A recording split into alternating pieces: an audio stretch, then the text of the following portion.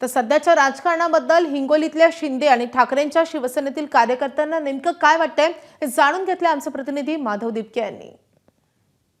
आपली निष्ठा ही धनुष्यबाणाशी असावी आणि आपली निष्ठा ही बाळासाहेब ठाकरे यांच्या विचाराशी असावी आणि ज्या दिवशी शिवसेनेचा धनुष्यबाण आणि बाळासाहेबांचे विचार घेऊन सन्माननीय शिंदे साहेब जेव्हा पुढे गेले त्याच दिवशी ओरिजिनल पक्ष शिवसेना हा खरा शिंदे साहेबांचा पक्ष होता।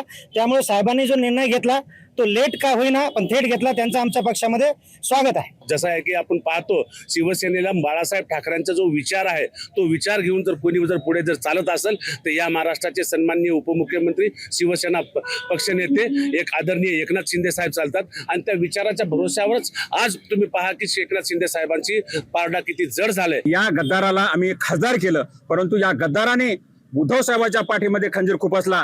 या ठिकाणी आम्ही त्याचा निषेध करतो आणि निश्चितच आणि तुला एवढी हुकुमकुमीनं राजीनामा दे। गोरगरीब जनतेने या आष्टीकराला जे निवडून दिलेले आहे, आम्ही जे तुम्ही बघितलं असेल की प्रत्येक तळागाळातील शिवसैनिक आणि सर्व जनता यांनी जवळजवळ 1.25 लाखाच्या लीडनं आष्टीकरांना निवडून दिलं आणि त्यांनी सगळ्या लोकांचा घात केला।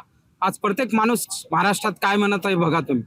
मुळात या हिंगोली लोकसभेतल्या मतदारांनी सत्तेसाठी मतदानच केलेलं नाही, हे फक्त उद्धव साहेबांच्या निष्ठेसाठी मतदान केलेलं आहे आणि ती निष्ठा आज गद्दार एक आपले नागेश पाटील आष्टीकरांनी पक्षासोबत केलेली आहे। उद्धव साहेबांच्या पाठीत खंजीर खुपसण्याचं काम केलेलं आहे।